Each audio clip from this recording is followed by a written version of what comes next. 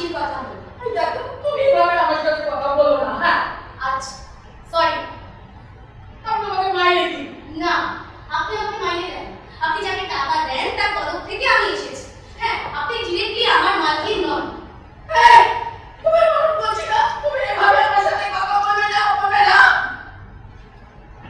আপনি বলা হয়নি এটা আমার দাদা দেন বাড়িতে বানিয়েছি ভালো, এটা আমার দাদা দেন। আমি এখানে আমার দাদা বলতে শুনে না নাও নাও নাও। এখন খাচ্ছি আর আছে টাকার ছেলে বাবু। বাবু না এত মিষ্টি না, এত ইন্টেলিজেন্ট আর এত সুন্দর কথা বলে। আমার বউকে কিন্তু ঠিক মতো কথা বলতে না পারলে খুব মাইন্ড করে। এই তো শুনি আমাদের বাবার ধ্যান আরে লক্ষ্মী মাসি আসলে কি কামনাই না হলো সেদিন হঠাৎ লক্ষ্মী মাসি বাজার থেকে আপনার চিৎকার বাজাতে ছিল। বুঝলে বৌদি এই দোকানদারটা আমার চুপ করা হয়েছে না, দরজা পড়েছে এখানে মারবো। বৌদি বলো আহ লক্ষ্মী মা আস্তে আস্তে কথা বলো, আস্তে বলে পুরনো শোনা বলি। আহ লক্ষ্মী মা এটা ভদ্রলোকের বাড়ি, বাড়ির ঘরে কিছু ভদ্রলোক বসে আছে, এখানে গলা নামিয়ে আস্তে ভদ্রলোক কথা বলতে হয়। সেখানে আমি জানি না বলতে এতখানি বয়স হলো আমি বললাম ভদ্রভাবেই বললাম নুনের দাম আমার বাড়িতে কেন অনেক তো বেড়েছে। আরে দাম বুঝি এসে কমে হয়ে গেছে? এই গরিব দেশেরা যা কিছু দাম বাড়াবে বাড়াও, নুনের দাম যদি খাবার দাম না বাড়ে তাহলে লোকরা হলো আহ কি হচ্ছে একটু বসতে একটু গলা নামিয়ে আস্তে ঠিক করে কথা বলো। এই হলো আমার বৌদি আর এই হলো লক্ষ্মীর কাজ। আমাদের বাড়ির হোস্টেল গেলাম লোকরা শোনা না আমাদের যে লক্ষ্মী মা মানে মিনতি তাকে আমার মা ম্যানার্স শেখাতে পারলেও জুতো চালাতে পারলো। জুতো একটা শুয়ের সাথে একটা লেডিস স্লিপার, কালো পাটির সাথে হলুদ পাটি, সোজাসুজি না রেখে আড়ালে করে। একদিন তো আমাদের মিনতি চিৎকার করতে করতে কাছে চলে গেল। হ্যাঁ ঢের ঢের বাড়ি দেখেছি বাবু, এমন মুখ পড়া বাড়ি আর দেখিনি। এই মাথাটা আমার দেওয়া হবে না। চলে গেল। এদিকে বাড়ির কম নাই ঢের চলে গেল। বাইরে ঘরে ভদ্রলোক থাকুক কি না থাকুক আমার মা আস্তে কথা বলতে পারবে। ঠিক এটাই হয়, ঠিক এইটাই হয়। এই জন্যই সঞ্চিতা করে তোমাদের এই ক্যাবিনেট ক্রাইসিস কখনো কি সলভ হবে না? ওটাই মুশকিল বুঝলেন, ওই সলভ কথাটা হবে না। কথা বলে কখনো যদি সলভ করা যায় বলুন।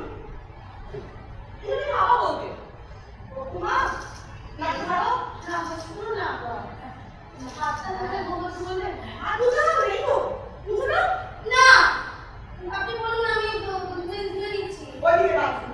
না বাবা বলবে মা আমার এখন অপু অপুই হচ্ছে অপরাধীরা বলতে যাক বাবা বলতেন অপু মা যা বলছো না তাই নিয়ে কখনো কথা বলবে না। যারা অনেক বড় তাদেরকে খুব ভক্তি শ্রদ্ধা করো, সবসময় তাদের মনে করে কথা বলবে। তাই বলতে চেয়েছিলাম কিন্তু হলো না। আচ্ছা অন্যের কথা কখনো আপনার নিজের কথা হতে পারে না তা কেন? আমার কথা তো আমারই কথা, মানে সবটাই আমার। তবে হ্যাঁ নিজের কথা বলতে গেলে নিজের একটা জায়গা ভীষণ দরকার, একটা আশ্রয় যেখানে নিজের কথাগুলো বলা যায়, একটা সারা জীবনের আশ্রয়। হ্যাঁ চাকরি একটা আশ্রয়, ছোট হোক বড় হোক ভালো হোক মন্দ হোক, চাকরি একটা নিশ্চিন্ত আশ্রয়।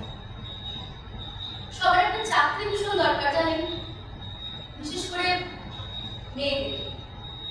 কিন্তু যদি ছাঁটাই হয়ে যায় কিংবা গোটা কোম্পানিটাই যদি অন্য কোথাও তুলে নিয়ে যাওয়া হয় তখন হ্যাঁ মেয়েদের নিরাপদ আশ্রয়, বিবাহিত মহিলাদের লাইফ টাইম। আমার অবশ্য ওই লাইফ টাইম চাকরিটা একবার হচ্ছিল জানেন, কিন্তু আমি ছাঁটাই হয়ে গেল। তাই আমি আবার মিস লাইফটাইম চাকরিটা টিকে রাখতে পারলি না মা। সত্যি বিবাহিত মহিলাদের যদি একটা ইন্ডিয়ান টিউশন থাকতো না। আসলে কি জানেন, যে নিরাপত্তার উপরে ভর করে আমি সারা জীবন দাঁড়িয়ে থাকতে ঠিক করেছিলাম, সেটা তো আমি নিজের হাতে করে তুলিনি। সেখানে আমার কোনো অবদান নেই। তাই সেই মেয়েকেই নিরাপত্তার দিক কাছে তো থাকবেই। সত্যিটা বলে এই যে আগেই কালেক্সা করে ফেলতাম, আমরা রাগ করে যেতে পারে। মানুষের যখন তখন রাগ হয়। রাগ তা হতে পারে, বললেই হবে নাই হবে। আমরা কেউ তো সাধু বা মহাপুরুষ নই যে আমাদের রাগ হতে পারে। মা, আপনি খুব সুন্দর কথা বলেন। রাগের কথা শুনে না আমার আবার একটা পুরোনো দিনের কথা মনে পড়ে গেল। আমার তো এখন ৭২। না আমরা ৭৩। আরে না, আমার এখন ৭২। বারবার বললেই তো ৭২ হয়ে যাবে। আমার ৭৩। ঠিক আছে, আবার শুরু করলাম আমরা। কি বলছেন বলুন না। আমার এখন ৭২। অনেক দিন আগেকার কথা। আমি না ওই বিয়ের পর নৈহাটি থেকে মাসি শাশুড়ির বাড়ি থেকে ফিরছি। ওই যে বিয়ের পরে দুজনকে একসাথে নিমন্ত্রণ করে না, ওই রকম আর কি। আমার হঠাৎ একটা কাজ করে যাওয়াতে সে হঠাৎ আসানসোল চলে গেল। তাকে আসবে আমার সাথে। কেন? ওই যে মাসি শাশুড়ির ছেলে অমর।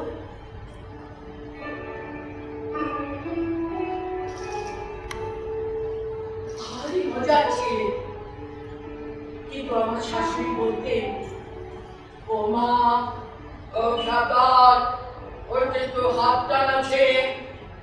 এটা অবশ্য আমার শাশুড়ির কথা। আমার কিন্তু ভারী মজা লাগতো।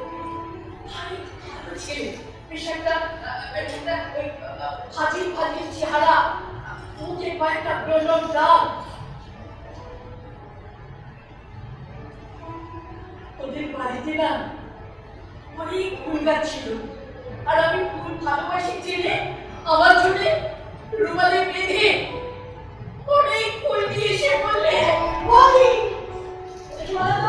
বলো তো কি এটা? আরে এটা সাধু জল, আমি আর খাবো। বাড়ির পাশে কিছু কথা হলো, সব বুঝতে আছে। চল বলি বলো তো,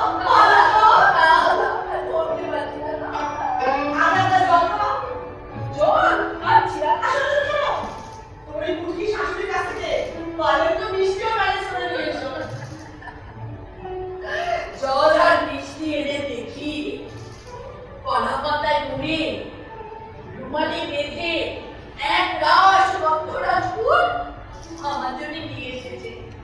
কি ভালো সে লাগলো সেদিন। যেখানে যার যত কাজ সব ওই অমল। তোমার টিকিট কাটতে হবে সিনেমা, কে যাবে? কেন অমল? কাউকে খবর দিতে হবে, কে যাবে? কেন অমল? সব কিছুতেই অমল। এরকম একটা বেকার ছেলে কাছাকাছি থাকে খুব ভালো হয়, তাই না? তার উপর যদি তাকে চাকরি দেবো বলে ঝুলিয়ে রাখা যায়, তাহলে কেমন হয়?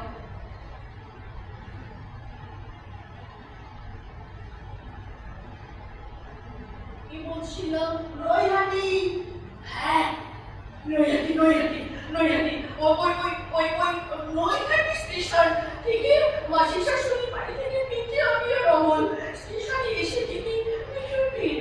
আমি ভেবেছিলাম বিয়ের পর ফিরছি, হয়তো আমি ফার্স্ট ক্লাস কম্পার্টমেন্টে যাবো, এটা তো স্বাভাবিক। কিন্তু অমল আমাকে এসে বললে, সেখানে শুয়ে দিচ্ছে না, বৌদি ফার্স্ট ক্লাস নয় তো, থার্ড ক্লাসের টিকিট। মা বললেন ওই মতো রাস্তা, ওতেই হবে। খুব ভিড়, তাই না বৌদি? মানে বললাম ফার্স্ট ক্লাসে টাকা দিতে, মা কিছুতেই রাজি হলেন না। থার্ড ক্লাস কম্পার্টমেন্টে ভিড়ের মধ্যেই আমি উঠলাম। বিয়ের আগে না আমি অবশ্য এইরকম ভিড়ের মধ্যেই ট্রাভেল করতাম। একবার বিয়ের আগে বিয়ের পরে আমাকে পাঞ্জাবে যাওয়ার একবার বেড়াবার কথা হয়েছিল। কে টিকিট কাটবে করবেন, কিন্তু ভীষণ ভিড়। কেন? অমল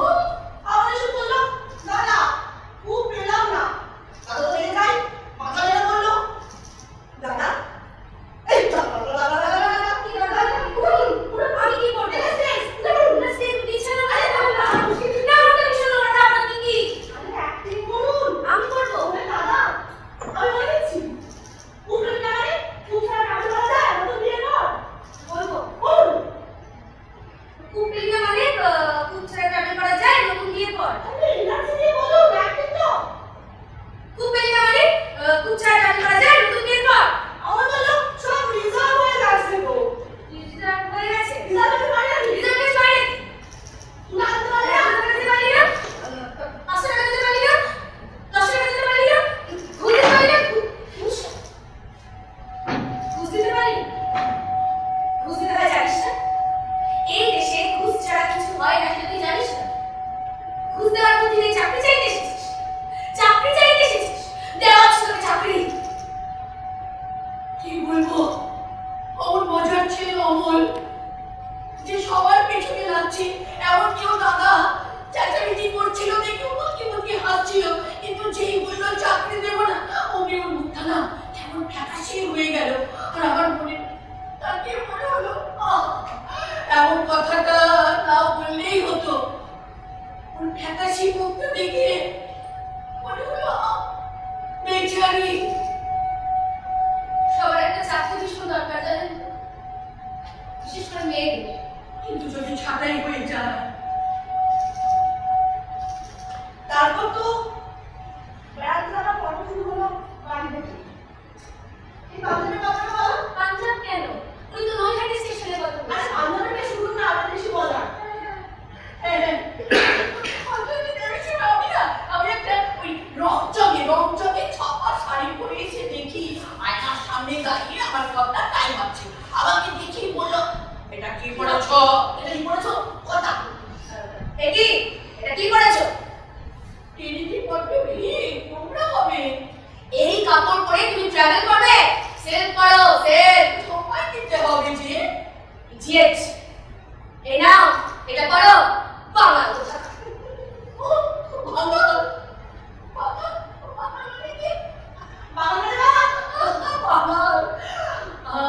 আমার 14 পরিও সেদেশে বরং আমি শুনেছি ওরাই একসময় পদ্মা করে লোকবাড়ি থাকতো আর আমি বাঙাল যাই হোক সেদিন আমি খুব লজ্জা পেয়েছিলাম কিন্তু আজ ভাবলে আমার খুব হাসি পায় রাগ করে গো যে ভাবি গো কেউ আমার কথা ভাবছে ভাবলে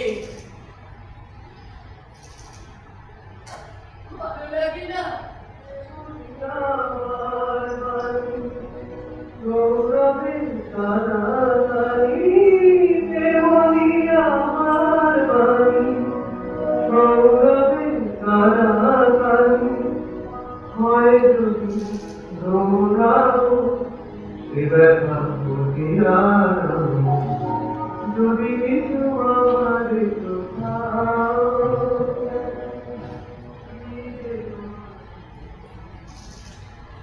একটু পরেই ভানুমতি এসে ভীষণ ঘটাই দিল ভানুমতি ও বাড়ি পড়েছি ভীষণ জানবে সে এসে একটা বাক্স হাতে দিয়ে বললো বৌদি এই বাক্সতে করে মুখে মাখার জন্য লাল নীল হলদে সবুজ রং যাতে তোমার আছে সব নিয়ে যাবে ঠিকই সব তো শুনতে সে খোলা আছে ভানুমতি তাছাড়া তুমি তো জানো তোমার দাদা বাবু করেছে লাগেজ কম করবে আরে তোমার মা তো কিছু শেখায়নি না হ্যাঁ ছেড়ে মতো সামনে না তুমি শোনোনি আমরা খুবই টিকিট পাইনি ওই ভিড়ের মধ্যে গাদাগাদি করে আমাদের যেতে হবে আরে বুবা ভিড় যত বাড়বে শ্বাস ভি তত বাড়বে ভানুমতির কথা অমান্য করার সাহস আমার ছিল না আমার বেশ ভালোই লাগছিল বেড়াতে যেতে দিনের বেলায় ট্রেনে একজন লোক দুজন লোক অনেক লোক ওঠা নামা করছে আমি একটা জানলার কাছে বসেছিলাম আমরা প্রায় পৌঁছে গেছি এমন সময় একটা হঠাৎ কাণ্ড ঘটে গেল আমি দেখলাম আমার পাশে বসা মেয়েটা উঠে গিয়ে বাথরুমে সেদিকে এগুনে লিপস্টিক লাগিয়ে শাড়ি পাল্টে আমার পাশে বসে পড়লো আমি তো আমার মা গো ওই নোংরা বাথরুমের মধ্যে ওই শাড়িটা পাল্টালো কি করে এমন সময় দেখি আমার কথা আমাকে ইশারা করে ডাকছে আমি বুঝতে না পেরে বললাম কি বলছো আমি কিছু বুঝতে পারছি না আমাকে হ্যাঁচকা টান মেরে এসে বললি বাথরুমে গিয়ে শাড়িটা পাল্টে আসতে পারছো না হ্যাঁ বাক্সটা এনেছো কিসের জন্য বাংলা কথা তাই করছি সেদিন আমার লজ্জা লাগলে খুব হাসি পায়। যারা বাথরুমে গিয়ে লিপস্টিক লাগাতে না পারলে ঘটি হওয়া যায় না। বাংলার মেয়েরা যারা বাথরুমে গিয়ে লিপস্টিক লাগাতে পারে না, বাংলাতে তো ভারী মজা, তাই না? আমি যাবো, আমি পেয়ে গেছি, আমি যাবো, আমি যাবো, আমি যাবো।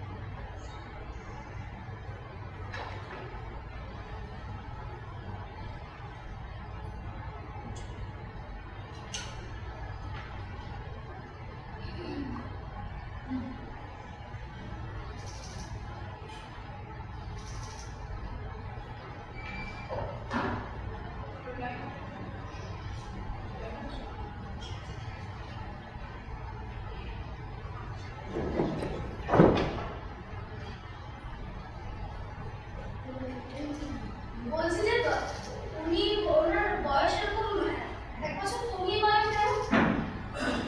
1 বছরই তো। হ্যাঁ মানে সেটাই জানতে চাইছি যে 5 নয়, 7 নয়, 10 নয়, 1টা বছরই কমিয়ে বলেন কেন? বয়স হয়েছে তো। রোজ সকালে আমি যখন ঘুম থেকে উঠি, তিনি পুরো বিছানাটা বিছিয়ে রাখেন। আমার দিন শুরু হয়। রাবার ক্লথ দেন না?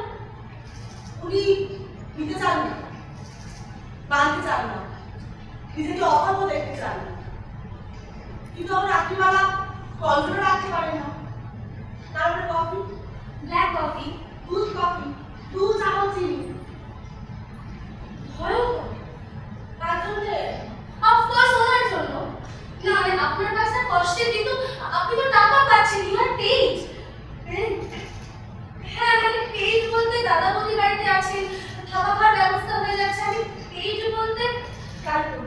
না আমি ভুল কিছু বললাম তাই না? আপনি প্লিজ প্লিজ কিছু মনে করবেন না। আমি আসলে না না, অননাকে আপনার অন্যায্য বলে মনে হয় না। আপনি ঠিকই বলেছেন। আসলে মানে আমার না ভীষণ অস্বস্তি হচ্ছে। মানে এই যে ওনাকে দেখে এই বয়স হয়ে যাওয়া, পুরো কন্ট্রোল লুজ করে ফেলা, চিকমিচিটাই নষ্ট হয়ে যাওয়া, এটা মানে ঠিক বোঝাতে পারছি না। তোমার বয়স কত হবে? কখনো ভেবে দেখুন না। তুমি জন্মালে ওরা তোমাকে উল্টো করেছে। তুমি প্রথমবার শ্বাস নিলে ওরা তোমার পেছনে চাপড় মারল। তুমি যখন শেষবারের মতো শ্বাস নেবে, তখন ওরা তোমাকে ব্যাস সব শেষ। ভাবো, বড়দের মনে করেই ভাবো, সবাই ঘুরিয়ে আসছে আমাদের সবার। অসহ্য। এখন যদি ভাবা শুরু করো, অন্যদিকেও বোঝাও, ওদের হাতে সময় খুব কম, তোমার হাতে না না, বড় হতে শুরু করো। তুমি কি জানো না আমাদের দিন শেষ হয়ে আসছে?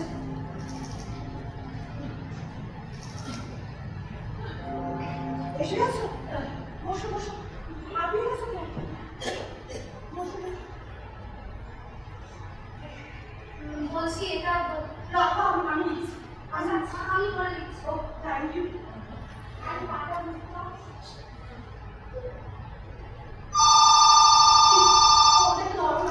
আমি বলবো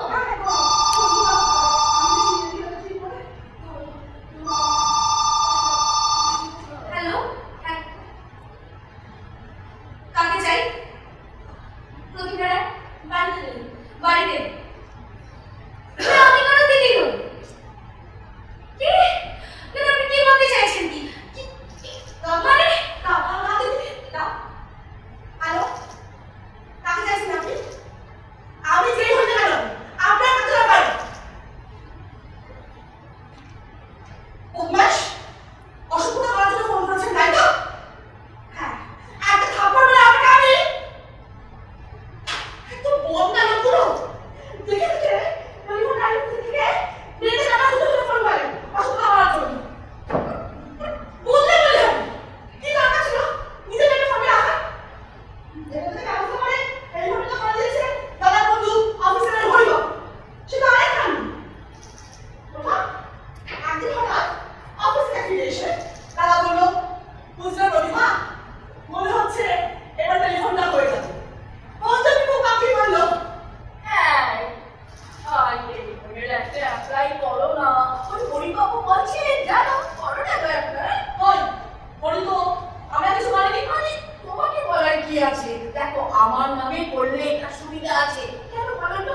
আমি তো গভর্নমেন্ট সার্ভেন্ট, তাই জন্য করো না গো, অ্যাপ্লাই করো না। জিজ্ঞেস করবো তো হরিকে? আরে জিজ্ঞেস করার কি আছে? তোমার নাম হচ্ছে আমার নামে থাকে। ওই টেলিফোন ডাইরেক্টরিতে না নিজের নাম দেখতে আমার এত ভালো লাগে না। দেখতে দেখাতে এবার দেখি। হ্যাঁ দেখে দেখে ফটো আমি দেখতেই পাচ্ছি। আমার সব থেকে আগুন কেন জানেন? এই সারাদিন ধরে এই সব অসুবিধা আমাকে সহ্য করতে হবে। চলুন না কোথাও বেরিয়ে আসি, বেশ মজা করা যাবে। আপনার কোনটা শুনতো? চোখ, মুখ, নাক, নাকি তো মন না সব জায়গায় একই রকমের অসুবিধা। এটাই আমাদের জাতীয় সংযুক্ত সঞ্জিতা বলে। আচ্ছা, এই তখন থেকে যে সঞ্জীবটা করছেন কে বলুন তো? সঞ্জিতাকে আপনার তো বলাই হয়নি। এই আপনাকে দিন না জবটা। সঞ্জিতা হচ্ছে দাদাদের বন্ধু, আমি দাদাদের জানি, একসাথে পার্টি করতো। সঞ্জিতা কিন্তু অনেক বাজে লিখেছে রাস্তা, স্বাধীনতার আগে, স্বাধীনতার পরে। সঞ্জিতা সবসময় বলে মানুষের একটা প্রিন্সিপাল থাকা দরকার। যে মানুষের প্রিন্সিপাল নেই সে মানুষের মানুষ নয়। এই প্রিন্সিপালের জন্যই সঞ্জিতা পার্টি করতেন, আর প্রিন্সিপালের জন্যই সঞ্জিতা পার্টি করা ছেড়ে দিয়েছিলেন। সঞ্জিতা তখন পার্টি করা প্রায় ছেড়েই দিয়েছে, কিন্তু অংশু তখন জোর রাজনীতি করছে। অংশু লোকে অংশু বলল আমার দাদা। দাদা তখন প্রায় দিন রাত্রে বাড়ি ফেরে না, পুলিশ কয়েকবার খোঁজও নিয়ে গেছে বাড়ি। এরকম একটা দিন রাত্রিবেলা দাদা গিয়ে সঞ্জিতার বাড়ি পড়া টানবে। সঞ্জিতা তো দরজা খুলে অবাক, বলে কি অংশু তুমি? আমি ভাবলাম এত রাত্রিবেলা কি আবার এলো, কিন্তু আমি তো পার্টি করা ছেড়ে দিয়েছি ভাই। এই আপনি কি অংশটা বলুন না আবার প্লিজ, আমি বলে চলে যাচ্ছি। কি বলবো? আপনি অংশু, আমি সঞ্জিতা। আচ্ছা ঠিক আছে। অংশু বললো আজ রাতটা কিন্তু এখানে থাকছি। আজ রাতে কিন্তু এখানে থাকছি। পুলিশে তারা খেয়েছো বুঝি? সব অ্যাডভেঞ্চার আর কতদিন চলবে? যাও গিয়ে পূর্ণবাসী শুয়ে থাকো, যাও। পূর্ণ হলো সঞ্জিতার ছোট ভাই, অনেক ছোট, খুব রোগা, শরীরটা আসলে ভালো যায়নি, কিন্তু চোখ দুটো একটা করুণ। পূর্ণ সঞ্জিতাকে খুব ভয় করত, না বকরিও করতো। সঞ্জিতা যা বলবে পূর্ণ তাই করবে, তাই শুনবে। এরকমটা আজকে দেখাই যায় না বলো? সঞ্জীবের মায়ের তখন প্যারালাইসিসের মতো অবস্থা, দিন রাত বিছানায় শুয়ে থাকতেন। আর ওর দুই ভাই, ও কি সেবাটা না করতো, আমার ওদের খুব ভালো লাগতো। এরকমটা কিন্তু এখন আর দেখা যায় না। তাই না বলছিলাম, সেদিন রাত্রিবেলা পুলিশ ওটা বাড়ি দিয়ে মনে হয় তো খবর দিয়েছিল। ওরা তো সঞ্জিতা এসে দাদাকে বলল, অংশু ওঠো ওঠো, পুলিশ। পুলিশ? কিন্তু এটা কিভাবে সঞ্জিতা? বিপদ করে এটা কোথায় পেলে? দুদিন আমার কাছে রাখতে দেওয়া হচ্ছিল, কার্টুন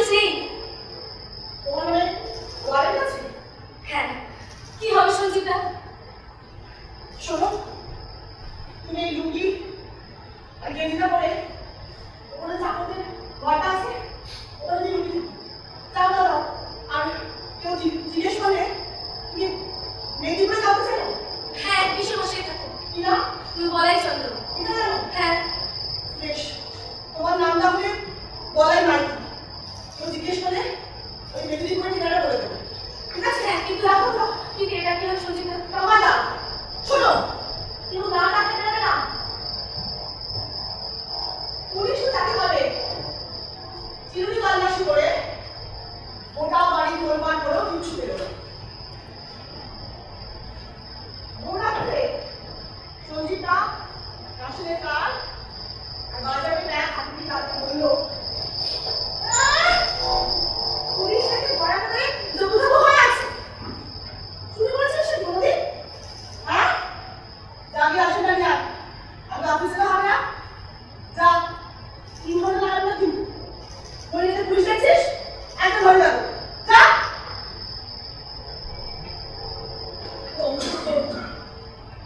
তারপর সেজে পাস হয়ে গেল কিন্তু পুলিশ কি অত সহজে ছাড়ে ওরা যাওয়ার সময় পূর্ণকে তুলে নিয়ে চলে গেল পূর্ণকে পুলিশ এমন মার মেরেছিল যে 7 দিন বেচারা বিছানা ছেড়ে উঠতে পারেনি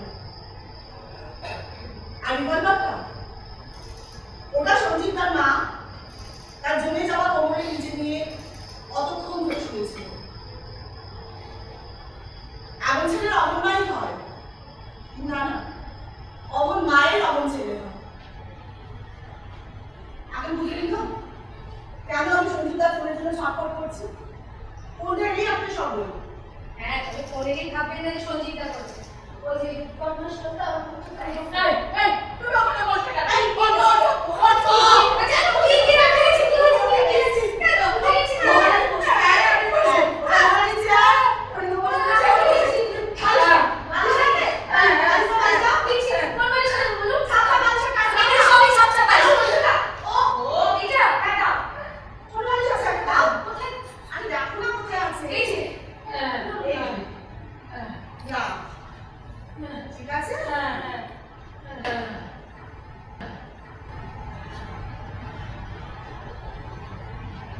ভয়ানক আয়োজন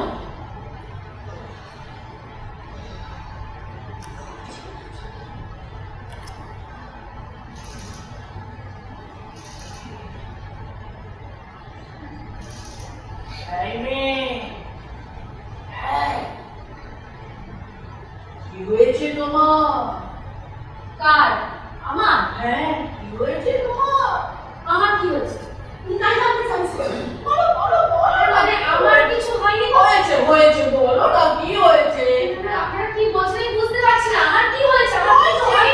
ও বলছো কিছু হয়নি হয়েছে বলো আরে আমার কিছু হয়নি। আরে আবার চেঁচাচ্ছি হয়নি আমি কোথায় চেঁচালাম? কি চেঁচাচ্ছ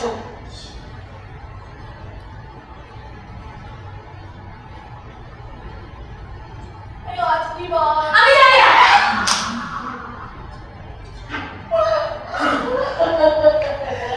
আজ বুধবার দাদা বলি পার্টি নিয়ে আসি পার্টি করতে আপনি তো বসে একটু চলে আসো নিউ ইয়ারের পার্টি মাসের মাঝে মাঝে এতদিন পর। এই ভাষায় তোমার বাড়ি সবাই দাদা কিন্তু জানি তো আমি এই সমস্ত happy new year merry Christmas tata good bye এইসব নিয়ে কথা সবটাই না করতো এখন দেখো মাঝে যাচ্ছে এখানে পার্টি করতে ওখানে পার্টি করতে আসলে হলো কি দাদা দাদা পুরো বন্ধু স্কুল ফ্রেন্ড শুধু হঠাৎ করে আমাদের বাড়িতে এসে বসতো এসে বললো সে বিরাট চাকরি করে আর যত বড় চাকরি করে তার তত বড় ভুল সে হঠাৎ করে এসে বললো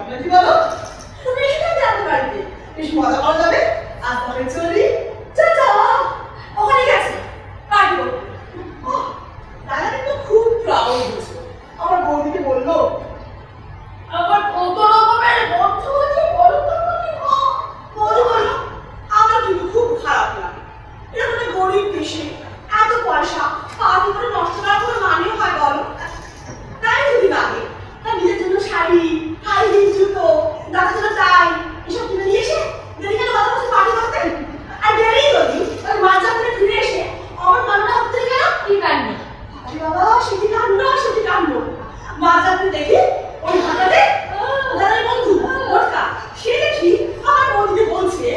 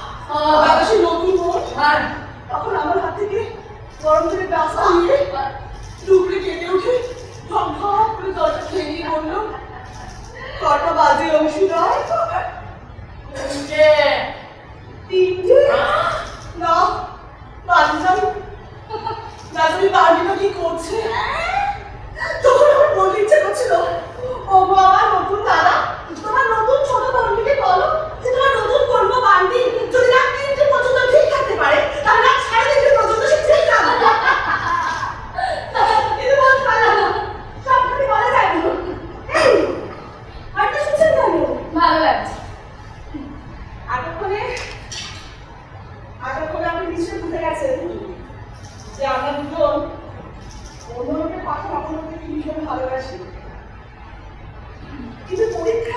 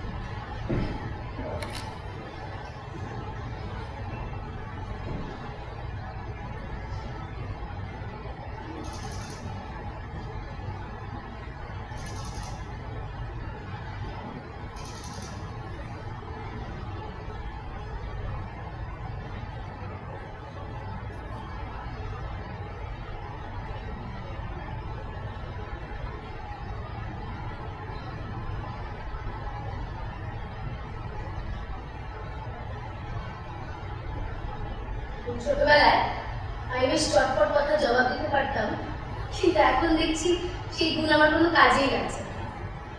আসল কথা হলো যে বড় বড় কথা আমার মাথাতেই দিচ্ছে। আমার দাদা ছড়া কেটে বলতো,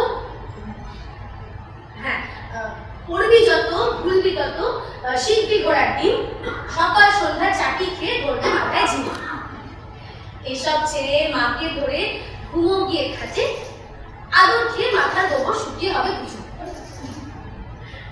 মা যদিও আমার বেলা আদরের চেয়ে 3-4টা মারতে বেশি ভালোবাসতেন। বাবা বলতেন না, মালতী এটা কেমন করে মারে না, করবে করবে, ভালো রেজাল্ট করবে, আর তোমার আমার ঘরে চলে যাবে। মা এসে বলতে এই বাপের জন্যই এটা ভবিষ্যতে আমার ছায়া হয়ে যাবে, তাই তো? তাই আমার দাদাটাও খুব মজার ছিল জানেন। এসব কথা ভাবলে এখন কেমন একটা লাগে। ছোটবেলায় আমি খুব ভালো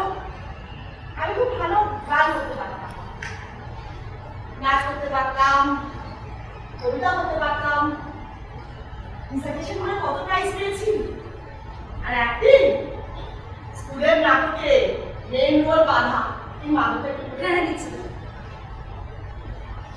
আমার খুব ইচ্ছে ছিল গান শেখার, নাচ শেখার। রেডিওতে রোববার সকাল সকাল সকালবেলা সঙ্গীত শিক্ষার আসর বসতো, সেখানে গান শিখতাম। নাচ তো আর রেডিওতে শেখায় না। দোষের মধ্যে আমি এখন দাদাকে বলেছিলাম, দাদা রে রেডিও যদি নাচটাও শেখাতো কি ভালোই না হতো। দাদা গম্ভীর হয়ে বললো, জানিস না শেখায় প্রত্যেক সোমবার রাত্রি 10টায়। ঠিক দাদাগুলো সব এক স্কুলে বদমাইশি করে নিল। আমি বললাম যা, দাদা বললো এই তুই তো তখন ঘুমে কাঁদা, আমি তো শুনলাম রেডিওতে গান শেখাচ্ছে। দিন টাকা দিন, বাবা তুলুন, দিন টাকা দিন, ডান্ডা তুলুন, এই দেখুন কেমন দুপা তুলে যাচ্ছে।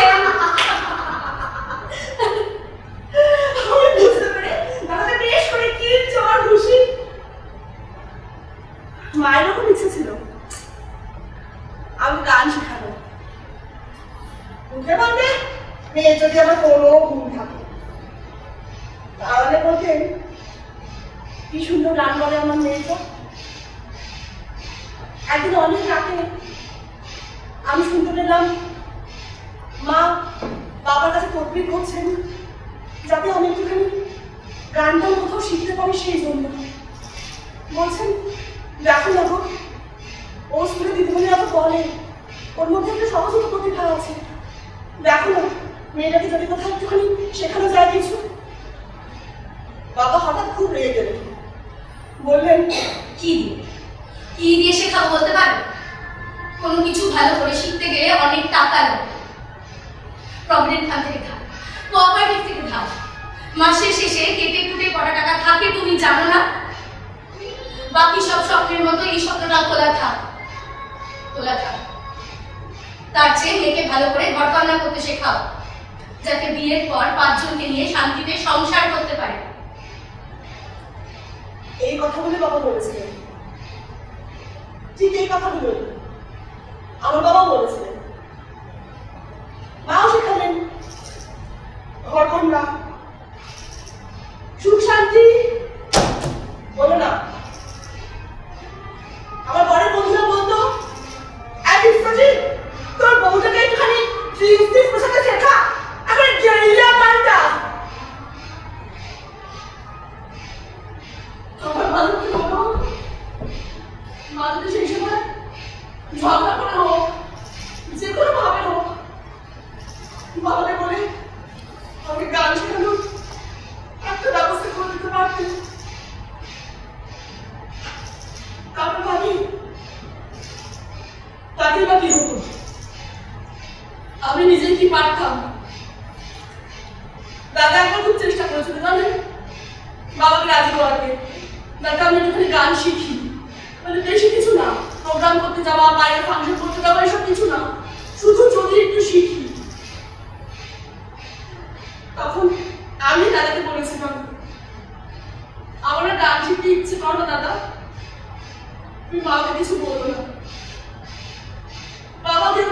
কলেজে মিটিং করে দেবেন। বাধ্য হয়ে তো হয়েছিলেন। আমার মাঝে মাঝে মনে হয় এসব বাবা মারা ছেলে মেয়েদের জন্য অনেক টাকা খরচা করতে পারেন, বাচ্চারা কেন যে কিছু হয় না, এত সুযোগ অথচ কেন যে কিছু হয় না।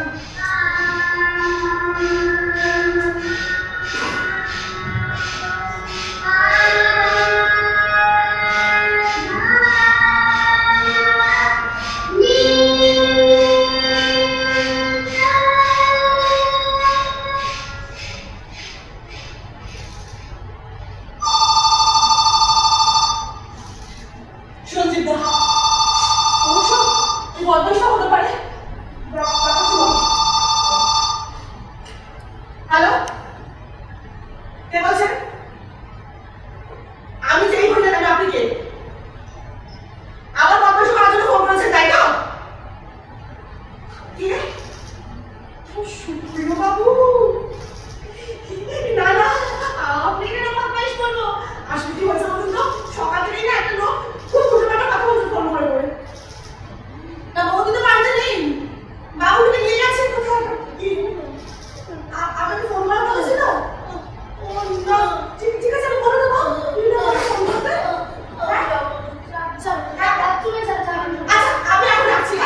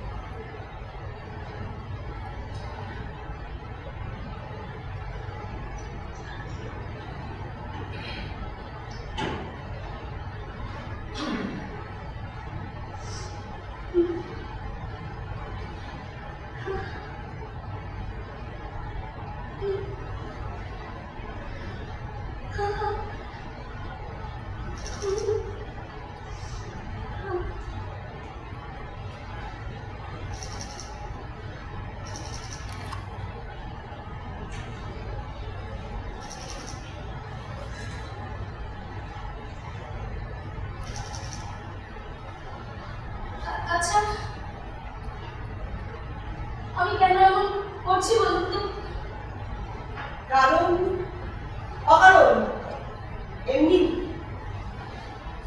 ওনার হাতে কি হয়েছে? পড়ে গিয়ে ভেঙে গেছে, আজরা লাগে।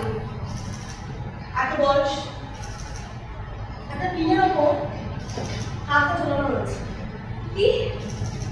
জাস্ট একটা টিনের ওপর হাতটা ঝুলছে। বাদ দিলেই ভালো হতো। না, খুব ব্যথা। তাহলে অপারেট করা হচ্ছে না কেন? উনি চাইছেন না। খুব ব্যথা তো। প্রত্যেক সপ্তাহে ওনাকে ডাক্তারের কাছে নিয়ে যেতে হয়। একজন বৃদ্ধ ডাক্তার, উনি ওই ডাক্তারকেই বিশ্বাস করেন, ভরসা করেন। প্রত্যেকবার এক্সরে হয়, তখন উনি ডাক্তারকে বোঝান যে হাতটা আমার ভালো আছে, অপারেশনের দরকার নেই। উনি ডাক্তারকে রাজি করান। ডাক্তার আমাকে টাকা না, ঠিক আছে, অপারেশনের দরকার নেই। তখন উনি আমাকে বলেন, দেখলি তো ডাক্তার কি বললো, হাত আমার ভালো আছে, অপারেশনের দরকার নেই। রোজ বলেন, রোজ দেখলি তো হাত আমার ভালো আছে, অপারেশনের দরকার নেই, রোজ বলেন। ওকে ওকে, কেন এসেছো, কি দরকার এত কথা জানা? কিছু না, কেন এসেছি আমরা বসো, আমি বলছি ও একটা কাজে এসেছে। ওই যে মিস্টার ব্যানার্জি উনি পাঠিয়েছেন। কোন মিস্টার ব্যানার্জি? মানে আমি তো এসে এই সবটা বললাম। আরে ভুলে যান, সব ভুলে যান, পুরোনো কথা সব মনে আছে, এখনের কথা সব ভুলে যান। আমি বলছি, তুমি শান্ত হও। বলছি মিস্টার ব্যানার্জি, তোমার কুকি মনে পড়েছে? ও ব্যানার্জি কুকি বললে, তুমি বললে বাবুর কাছ থেকে আসছো? তুমি ওখানে বসে আছো কেন? ওটা উঠে বসেছি। উঠে না না না, উঠে বসে। ঠিক আছে, জানো তো বললেন বাবু আমাকে খুব ভালোবাসতেন, একেবারে ছোট বোনের মতন। উনি একবার আমাকে উপকার করেছিলেন না, ওই অংশ যখন পুলিশে ধরে নিয়ে গিয়েছিল। হ্যাঁ ঠিক আছে, কিন্তু মানে কল্যাণ বাবু কে? বাবু না, অতন বাবু, কল্যাণ বাবু ছেলে, মিস্টার ব্যানার্জি মানে মিস্টার অতন ব্যানার্জি। ও স্যারের বাবা, উনি তো অনেক বছর হলো মারা গেছেন। কে কে মারা গেছে? কল্যাণ বাবু? হ্যাঁ, কবে? 30 বছর আগে। 30 বছর আগে মারা গেছে? হ্যাঁ হ্যাঁ হ্যাঁ হ্যাঁ, আমার খেয়াল হচ্ছে। তোমার এসব কথা বলা কি আছে? আপনি তো আমায় জিজ্ঞেস করলেন যে আমি কল্যাণ বাবুর কাছ থেকে এসেছি কিনা। দেখো আমি এসব বাজে বাজে কথা বলি না, চলবে? হ্যাঁ এখন চলবে এটা। কল্যাণ বাবু মারা গেছে। হ্যাঁ হ্যাঁ, আমার খেয়াল আছে। কল্যাণ বাবু ছেলে এখন উকিল, তাই তো? হ্যাঁ।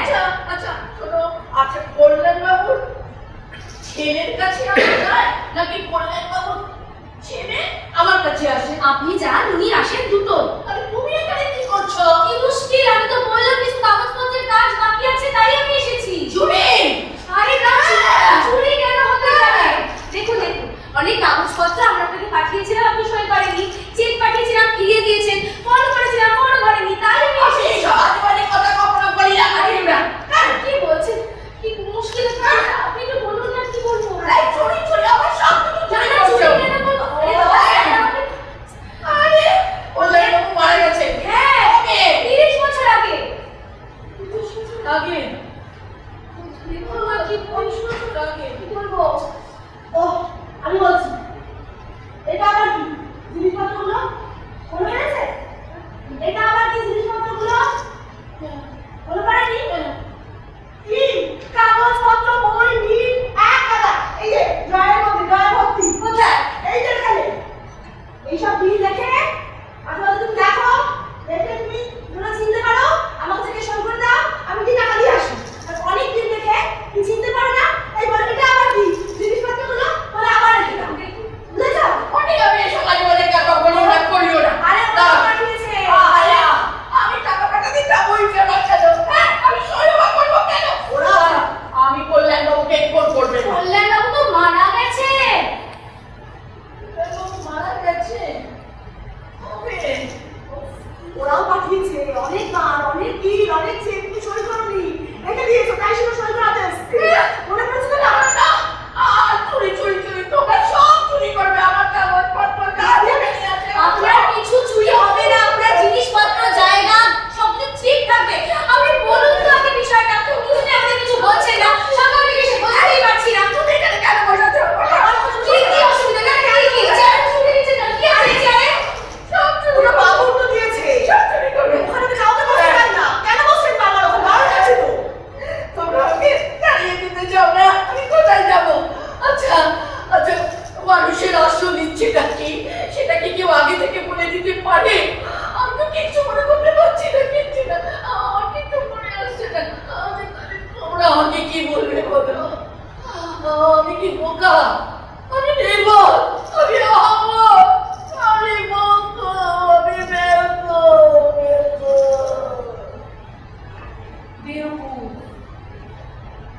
বেকুব। অনেকদিন আগে ভানুমতি বলেছিল, বেকুব তুই থাকলে যুগে উড়ে,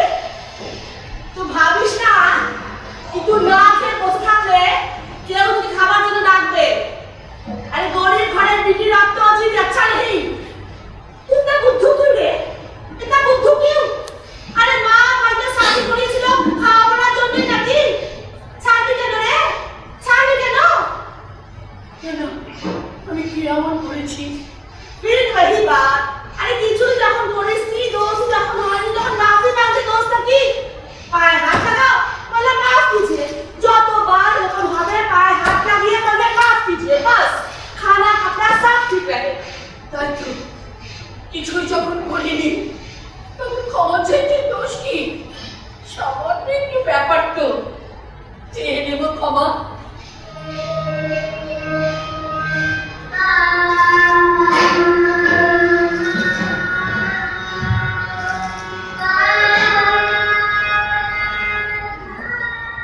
তোর মনে আছে সেই শাশুড়ি আর মাসি শাশুড়ির গল্পটা?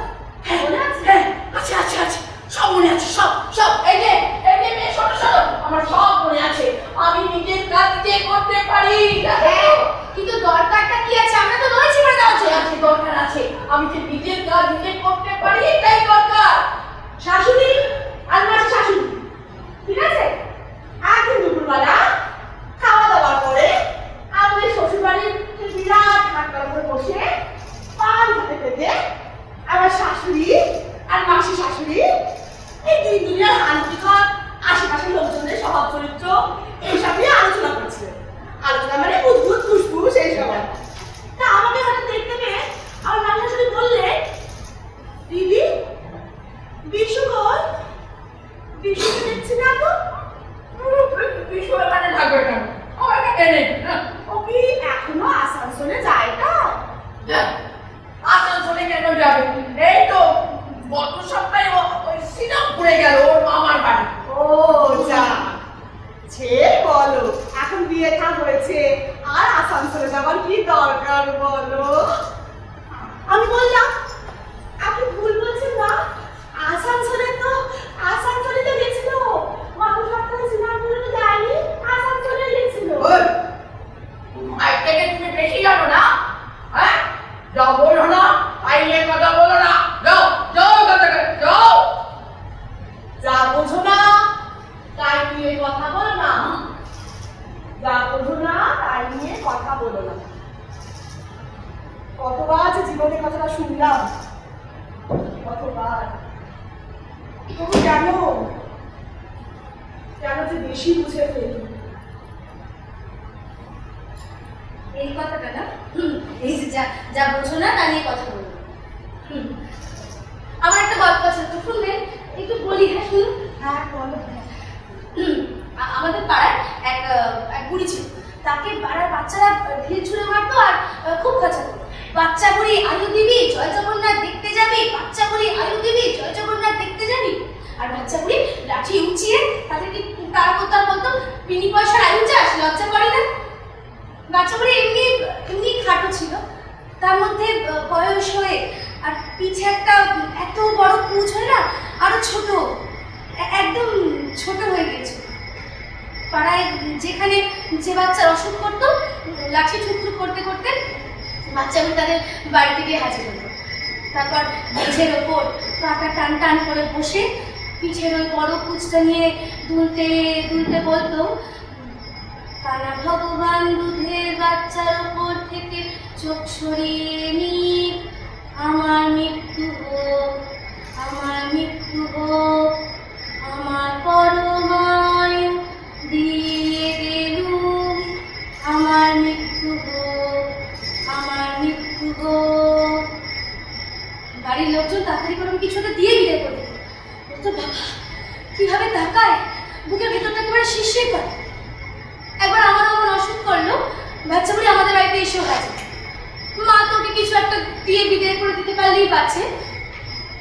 আমার মনে হলো, আমার ওর মুখের দিকে তাকিয়ে মনে হলো, ও না আমাকে আদর করতে পারলে খুব ভালো লাগতো। যাওয়ার সময় আমার মাকে বলে গেল, সেরে উঠবে বৌমা, সেরে উঠবে, আমার পরমায়ু নিয়ে সেরে উঠবে। সেরে উঠে বাচ্চাগুলো আবার ওকে দিলাম। একবার এরকম আমি, ঝন্টু, চাপা, আমরা সব ঢিল নিয়ে রাস্তার ধারে বাচ্চা বুড়ির জন্য ওয়েট করছি। এর ঢিল ছুঁড়ে মারছি, ওয়েট করছি বাচ্চা বুড়ি আসছে না কেন। তারপর সবাই মিলে বাচ্চা বুড়ি বাড়ির কাছে চলে গেলাম। একটা বড় বাড়ি, নিচতলার ভাঙা ঘরে বাচ্চা বুড়ি থাকতো। বাড়িটার মাথা পুড়ে বট গাছ, অশ্বত্থ গাছ সব বেরিয়ে গেছে। বাচ্চা বুড়ি একদিন নাকি ওই বাড়ির বউ ছিল। বরের হাতে মারতে না, ওই বাড়ির মেয়ে ছিল। শ্বশুর বাড়ি থেকে তাড়িয়ে দেওয়ার পর দাদা বৌদির সংসারে আর জায়গা হয়নি। ওই বাড়িটার একতলার একটা কামরায় বাচ্চা বুড়ি থাকতো। আমরা গিয়ে দেখি দরজাটা হাত করে খোলা। ভিতরে ঢুকে দেখি বাচ্চা বুড়ি শুয়ে আছে।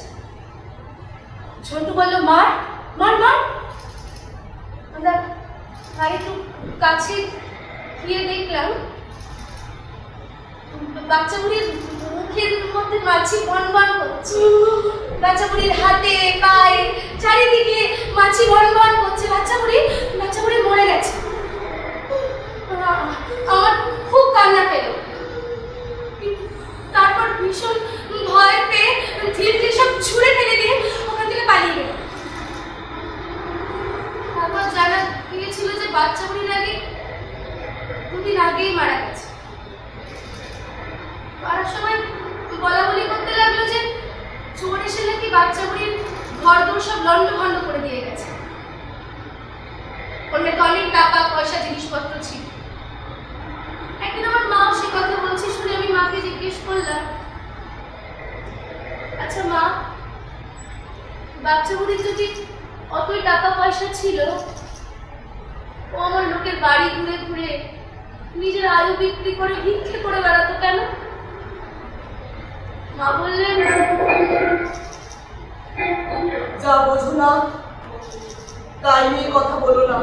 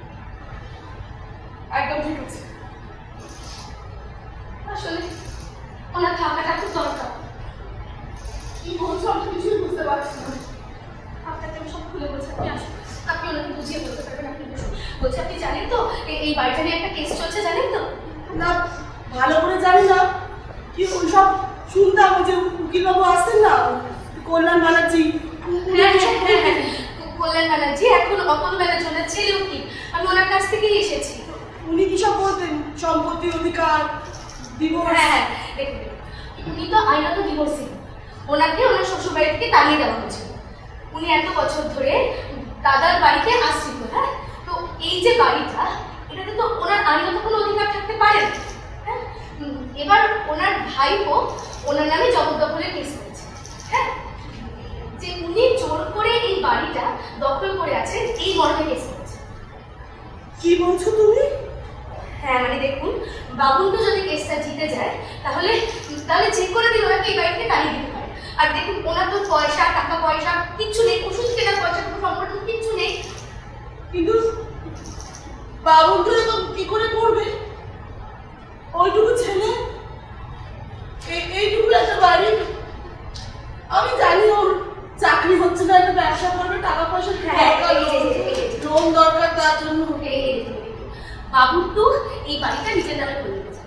মানে এতটুকু একটা ঘর হলেও ওর নিজের না, ওই বিজনেসটার জন্য।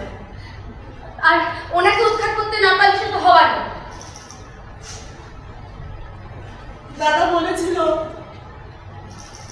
যা হওয়ার ছিল তাই হলো, অপুকে আর শ্বশুর বাড়িতে ফেরত পাঠানো যাবে না। শুনে বৌদি বলল, শ্বশুর বাড়ি?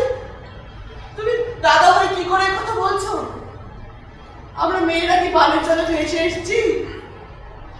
অপরাধীটা আই এম অর্ডারিং ইউ। তুমি কখনো বলবে না তোমাকে ওরা মেরে দাঁড়িয়ে দিয়েছে। তুমি বলবে তুমি নিজে চলে এসেছো। সেটা শুনে দাদা বলল, এটা ইমোশনাল হওয়ার সময় নয়, প্র্যাকটিক্যাল হওয়ার সময়। কিন্তু মেয়ে হয়ে একটা মেয়েরই অপমান আমি কিছুতেই সহ্য করবো না। ওপর কোনো কাজ নেই ভেবেছ? আজ থেকে আমি বাবুন্টুকে অপুর হাতে তুলে দেব। এই বলে বৌদি একটা কাণ্ডই করলো। অসুস্থ বাবুন্টুকে বিছানা থেকে তুলে আবার কোলে এনে দিল।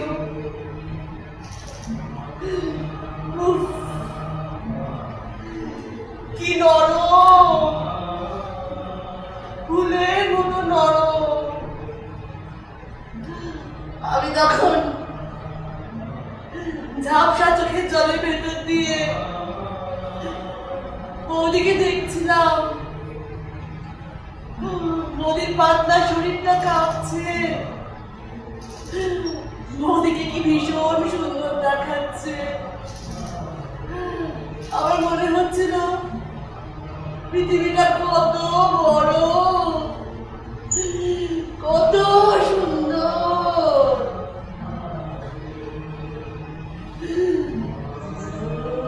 3 বছরের বাবুটু হিপোটাইটিসের বিছানায় মিশে গিয়েছিল। মোদির নতুন চাকরি, জির হাতে কি বাবুকে মানুষ হতে পারত? আমি তাকে মানুষ করেছিলাম, তার সব কিছু আমি দেখাশোনা করতাম। এখানে যা সব সে আমাকে এসে বলতো। আমাকে ছাড়া বাবুকে আর কাউকে জানতো না। যেদিন ওরা আমাকে তাড়িয়ে দিয়েছিল, সেদিন বাবুকে আমাকে চড়িয়ে ধরে বলেছিল, ঠাকুমা ওরা বুঝি তোমাকে খুব মেরেছে।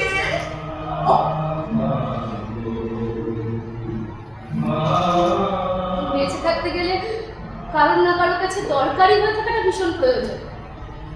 এখানে, দাদার বাড়িতে, শ্বশুর বাড়িতে। আর তা না হলে বিদায় করে দাও, বিদায় করে দাও। বাবা হঠাৎ চলে গেলে, যে মাকে কোনোদিন অসুস্থ হতে দেখিনি, মা শয্যা নিলেন।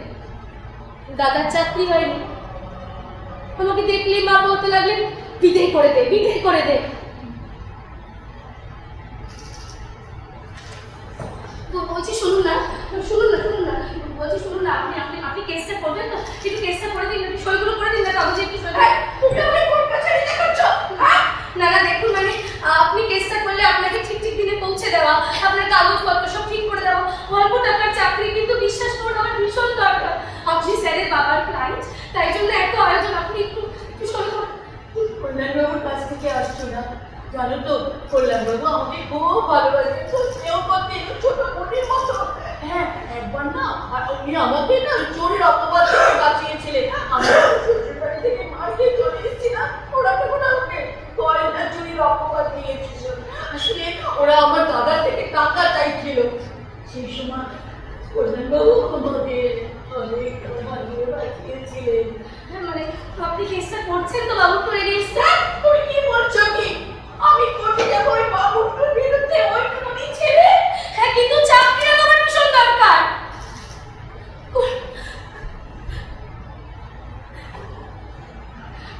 সন্দীপদা, সন্দীপদা আমার কথা হচ্ছিল কেন? আজকেই তো করার কথা। 4টের সময় আমার মনে আছে, আমি তো তখন বলছিলাম না আমি দাদা আপনাকে আসতে বলবো। এটা হচ্ছে সেটা হচ্ছে থিয়েটার, জানেন? এটা থিয়েটার। সন্দীপটা আপনাকে থিয়েটারে কাজগুলো করে দিচ্ছেন। এরপর আমি কিন্তু একটা চাকরি পাও সন্দীপটা এই থিয়েটারে আমাকে আজকে ইন্টারভিউতে ডাকা বলেছিল। মানে একটা ইন্টারভিউ দিতে হবে, তাই না? আমি যে কানা বলি, খোড়া বলি, আমি যে শ্যামবাজারকে শ্যামবাজার, কৃষ্ণকে কৃষ্ণা, বড় বাজারকে বড় বাজার, কুমারকে কুমার বলি না। একটা ইন্টারভিউ দিতে হবে, তাই না? আচ্ছা, ইন্টারভিউ ছাড়া কিছু হয় বলুন? কত বড় বড় পাশ করে নিচে নিচে পাশে আসতে ছেলেরা ইন্টারভিউর জন্য বসে আছে। ইন্টারভিউ ছাড়া কিছু হয়? আমার চাকরি চাকরি করতে করতে কত ছেলে তো মরেই গেল। সেই যে নৈহাটি, ওই যে মাসি শাশুড়ির ছেলে, ওকে অমল।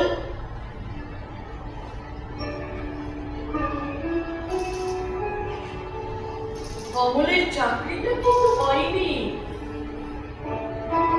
ওর বিশুটা ওকে চাকরিটা দেয়নি।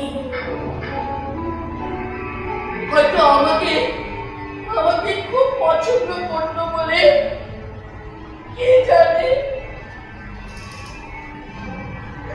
আসলে তখন আমি না নিজেকে নিয়ে এত ব্যস্ত ছিলাম। তারপর দেখলাম ওর কেমন ক্রমশ পাল্টে যাচ্ছে।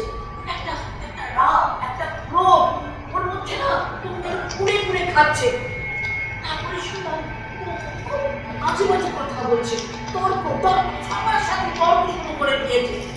এরপর শুনলাম মারপিট, একে মার, ওকে মার, যাকে মারতে তাকে মার। কেন মার? কিসের জন্য মার? শেষের দিকে ওর সাথে আমার যেটুকুন কথা হতো সব এইখানে। তারপর তো আমি দাদার এখানে চলে এলাম। তখন প্রায় দিনই খবরের কাগজে নানা রকমের খুনের ঘটনা বেরোত। দাদা মধ্যে সেসব নিয়ে খুব আলোচনা করত, আর আমার সাথে ভয় করতো ওইসব খবরের মধ্যে আমি একদিন ঠিক অমলের নামটা খুঁজে পাবো। ঠিক তাই হলো। একদিন দেখলাম কাগজে বেরিয়েছে রানাঘাট স্টেশনে রেল লাইনের ধারে গুলিবিদ্ধ অবস্থায় পড়ে আছেন অমল সেন। তারপর থেকে এসব নিয়ে কোনো আলোচনায় আমি সহ্য করতে পারতাম না। কিন্তু আমি তো জানি একটা চাকরি পেলে, শুধুমাত্র একটা চাকরি পেলে অমলকে ওভাবে মরতে হতো। কেউ ওকে চাকরিটা দিল না, অথচ চাকরি না পাওয়ার সুযোগটা তো নিল। আচ্ছা, আপনার স্বপ্নে বিশ্বাস করেন? স্বপ্নের কোনো মানে আছে? কাগজে যেদিন অমলের খবরটা বেরিয়েছিল তার আগের দিন রাতে আমি একটা অদ্ভুত স্বপ্ন দেখছি।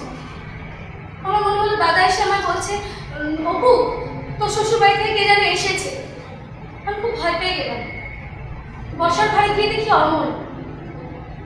চেহারাটা কেমন পাল্টে গিয়েছে, ঘাটটা বেঁকে গিয়েছে, হাতের আঙুলগুলো কি ভীষণ শক্ত। আমি ওকে বললাম, এ কি অমল, তুমি এ কি চেহারা হয়েছে তোমার? হ্যাঁ, শোনো নিশা, আমাকে এখানে দুদিন থাকতে দেবে? এখানে থাকবে? হ্যাঁ, আমি তো তোমার শ্বশুর বাড়ির লোক, শত্রুপক্ষ। কুকুরের মতো পালিয়ে বেড়াচ্ছি। দেবে থাকতে? কে তোমাকে ধরা করেছে অমন? পুলিশ? পুলিশ? পুলিশ না, পুলিশের বাবারা। ছেলেদের ধোকা দেওয়া যায়, আমাদের কখনো না। সব জায়গা সারারা চিনে ফেলেছে, পুরো দলটাকে একেবারে শেষ করে দিয়েছে। দুটো দিন আমায় দিতেই হবে সবকিছু সামনে নেওয়ার জন্য। দেবে থাকতে? তারপর সব কেমন যেন গোলমাল হয়ে গেল। দেখলাম আমার স্বামী শুনে চিৎকার করে বলছে, ঘুষ দিতে পারিস না, চাকরিতে এসেছি, হবে না তোর চাকরি হবে না। অমল উঠে দাঁড়ালো। ও কিছু বলতে চাইছে, কিন্তু ওর কথাগুলো সব জড়িয়ে যাচ্ছে। আমি ওর কথা কিছু বুঝতে পারছি না। তারপর সব লাল লাল লাল লাল রক্ত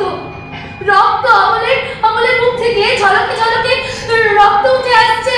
আমার মনে হলো অমল আমাকে বলতে চাইছে, বৌদি একটু জল দেবে, বৌদি একটু জল দেবে, বৌদি একটু জল।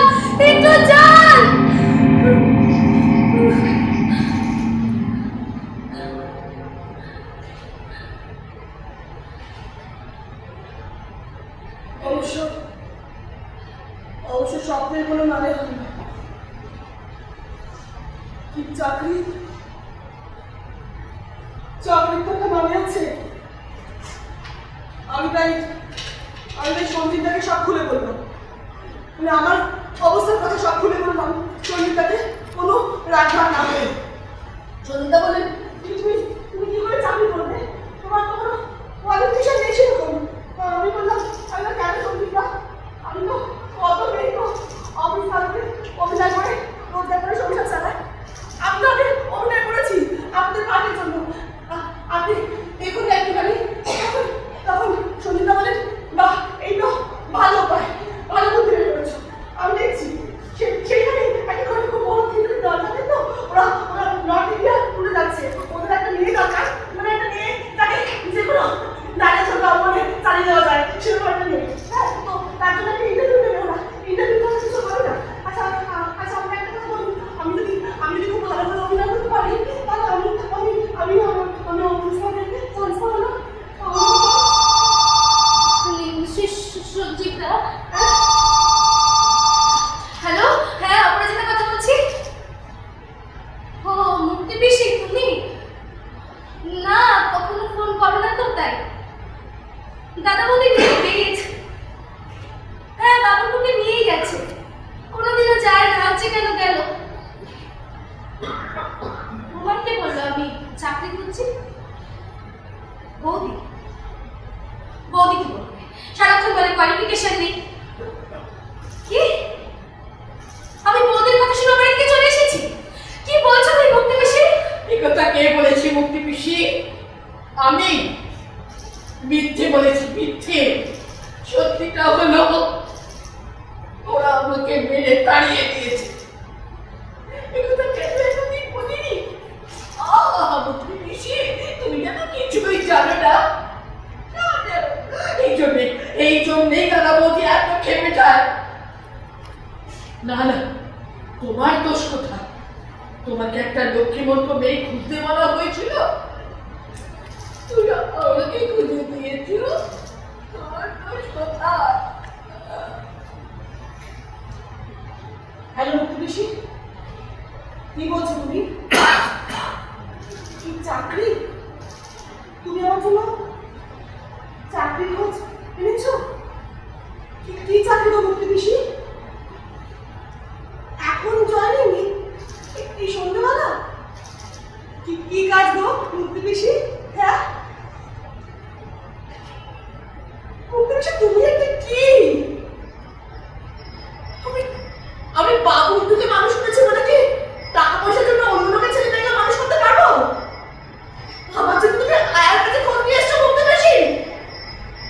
না শোনো, আমি আমার বাবার বাড়িতে আমার দাদার টাকায় বসে বসে যাই করি না কেন, টাকার জন্য আমি তোমার জামাইয়ের বসের মেয়ের আয়ারি করতে পারবো না মুক্তি পিসি। হ্যালো, ভালোভাবে কথা বলো মুক্তি পিসি, ভালো হবে না।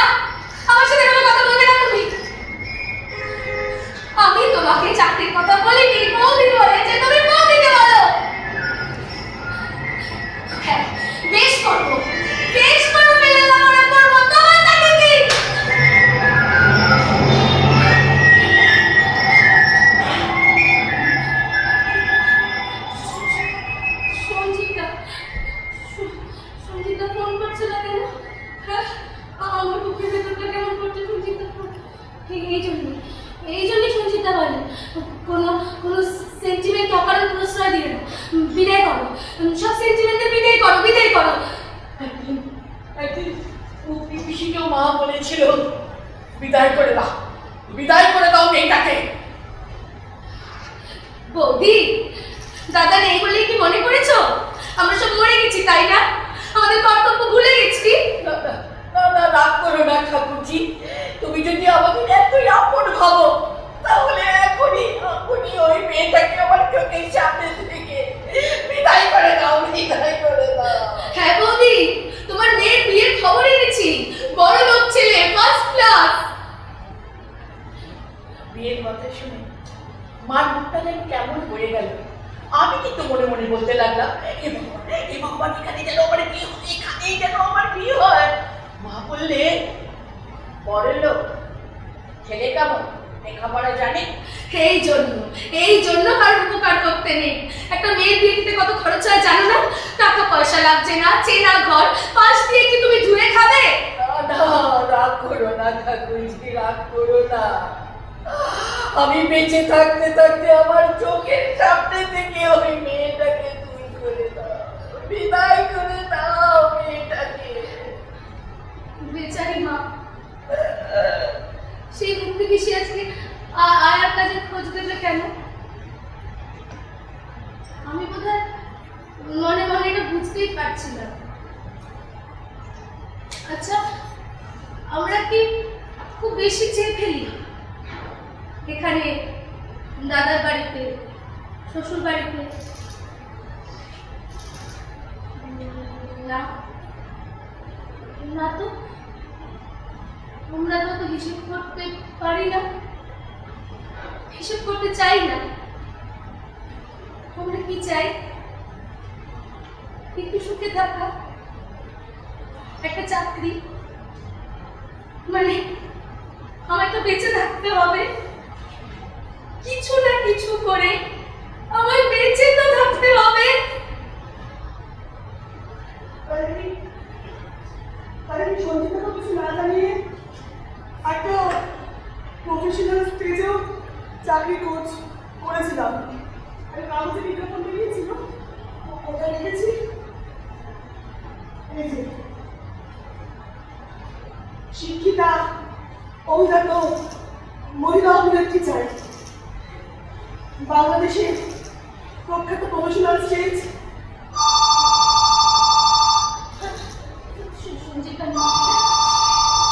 হ্যালো, হ্যাঁ অপরাজিতা রায়ের কথা বলছি। প্রফেশনাল থিয়েটার, হ্যাঁ বলুন বলুন। প্রতিভা আমার বৌদির নাম। হ্যাঁ, ওনার নামই টেলিফোন, আমার দাদার নাম। হ্যাঁ, বেঁচে আছে। হ্যাঁ হ্যাঁ, আমি সব প্র্যাকটিস করে রেখেছি। আগের দিন যা যা ভুল হচ্ছিল সব কারেক্ট করে রেখেছি। আপনি বলুন, আমি বলছি।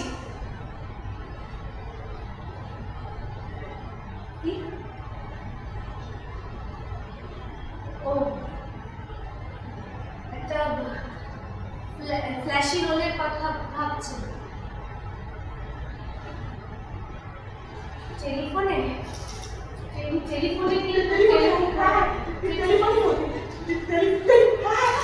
আমি বলছি, আপনি শুনুন না, একটা রবীন্দ্রনাথের কবিতা বলি, কেমন? রবীন্দ্রনাথের কবিতা একটু শুনুন প্লিজ। হ্যাঁ, যেটা সেটা খাই, যাহা তাহা পাই, ছাড়িবে গো ভাই ছাড়িবে, তাই বলে কিছু কারাগারি করে কারিবে, যাহা যেতে চায় ছেড়ে দিন তাই তখন, বকিবে কারো শুনিবে কাহারও তখন, কথা যত আছে মনের তলায় তলিয়ে, ভুললেও কখনো সাহস তাদের নারীবে, মন দেওয়ানো অনেক করেছি, মরেছি হাজার মরণে, নুপুরের মতো বেঁধেছি চরণে চরণে, আঘাত করিয়া মিলেছি দুয়ারে দুয়ারে, কাঁদিয়া মরেছি কি হারে তাহারে উহারে অশ্র গাথিয়া রচিয়াছি যত মালিকা লাগিয়াছি তাহা হৃদয় সমিত তরণে। কিছু হয়েছে হয়েছে কখন দেখা করবো তাহলে বলুন বলুন আজকে আজকে কখন কখন দেখা করবো? 6টার সময়। কোথায় করবেন বলুন? মেট্রো নিচে। কেন মেট্রো নিচে কেন? আমি বলুন কাকে আপনার বাড়িতে কিংবা কোনো থিয়েটার হলে গিয়ে দেখা করে না কেন? দেখুন আমি ভদ্রভাবে কাজ করতে চাই না, আমি মেট্রো নিচে দাঁড়াবো না। নাম্বার আমি আমার পথ পাল্টাবো না, আমি কিছুতেই মেট্রো নিচে দাঁড়াবো না। মাথার ভেতরে 100 ট্রেন ঝমঝম করে ছুটে যাচ্ছে, জিভ ভারী হয়ে যাচ্ছে, দম বন্ধ হয়ে আসছে। ঠিক অনেকদিন এরকম হয়েছিল যখন আমি হঠাৎ করে একটা বন্ধ ঘরের দরজা খুলে ফেলেছিলাম। বিশ্বজিৎ দুঃখ শুনে বলেছিল, এ কি তুমি এখানে কি করছো? আর আমি তখন বিছানা করে শুয়ে থাকা একটা অন্য মেয়ে ছেলের শরীর দেখে একেবারে হতভম্ব হয়ে গেছি।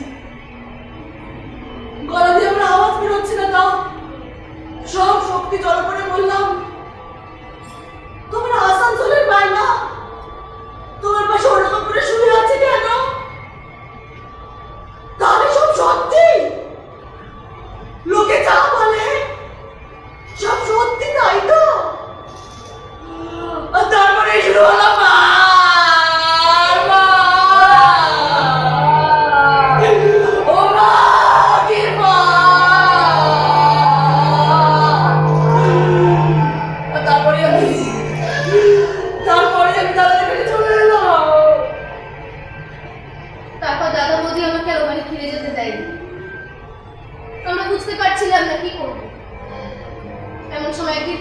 ভানুমতি এসে গেছে। বললাম, ভানুমতি তুমি? ভানুমতি বলল, বেওকুফ, दिमाग और दिले ताकत আছে তো লড়ে যাবে ঠিক। এই বেঈমান দুনিয়া को कभी माफ করবি না। ভানুমতি তুমি এখানে কি করছো? আমি মুল্লুক চলে যাচ্ছি। এই মাছলি খেকো বঙ্গাল মে আর থাকবো না। হে নি আমার পাত্তা রাখ তোর কাছে। তোমার ঠিকানা নিয়ে আমি কি করবো ভানুমতি? আমি সাক্ষী দিব, আমি মুল্লুক চলে যাচ্ছি। আমার নাতিরা সব জওয়ান হয়েছে, জমিন খরিদ করেছে, জায়গা খরিদ করেছে, কিন্তু তুই চিঠি দিলে আমি আসবো। जज साहब के बोलो, हुजूर 20 साल नमक खेची लेकिन अपना दिल तो दी नहीं, अपना भगवान तो छोड़े नहीं। एक झूठा शादी अच्छा अपनी खत्म करिए दी। बेटी हम सब जानी, सब बोलबो। ऐसा अपमान कभी बर्दाश्त करबी ना, कभी ना। ना ना जाओ ना, আমি কিছুতেই মেট্রো নিচে গিয়ে দাঁড়াবো না।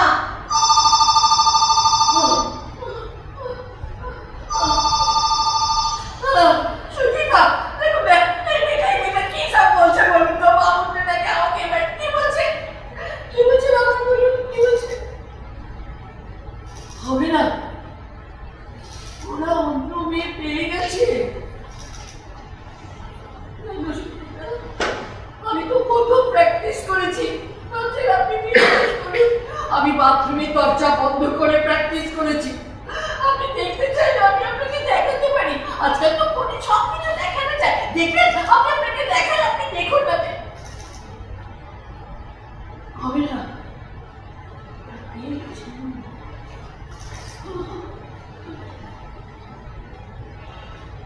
এখন কি করবো? কি করবো? অন্য মেয়ে পেয়ে গেছে, তাহলে আমার চাকরি? হ্যাঁ, অন্য মেয়ে পেয়ে গেছে, বৌদি মানে কোয়ালিফিকেশন নেই,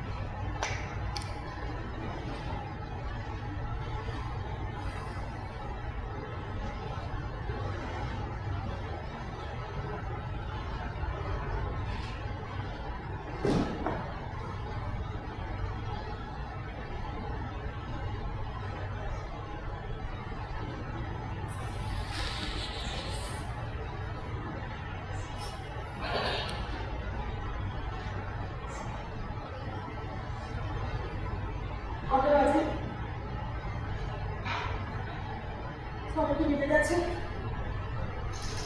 তা আপনি তো সব শুনলেন। আপনাকে যেখানে আজকে বলবো ভেবেছিলাম সেখানে তো আমার আজ কাজটা হলো না। ওরা অন্য মেয়ে পেয়ে গেছে, পেতেই পারে। কত লোকে দিত, কত মেয়ে দিত আমার মতো অবস্থা। ওরা অন্য মেয়ে পেয়ে গেছে। আমাকে ওই দিন একটা কাজ তো আমাকে করতেই হবে, তাই না? আমাকে তো একটা যে কোনো রোজগার আমাকে করতে হবে। তো আমি আপনার যদি ওদের সাথে কারোর সঙ্গে দেখা হয়, আপনি বলবেন যে আমি যে ফ্ল্যাশি বলে কথাটা বলবো না, আমি ভেবে দেখলাম এটাই আমার করা ভালো। আমি আপনার যদি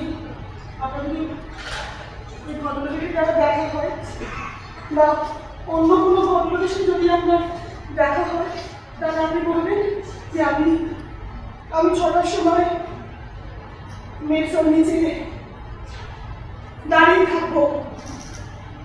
আমি অপরাজিতা মজুমদার না, অপরাজিতা রায় না, অপরাজিতা। একটা চাকরি আমার ভীষণ দরকার।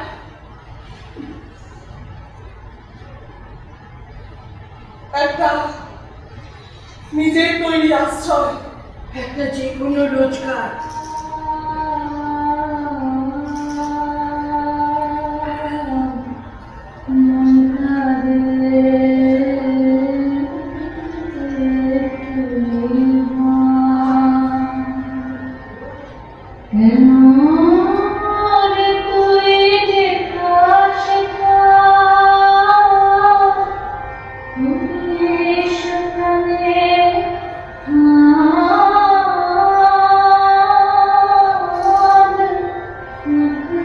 Ah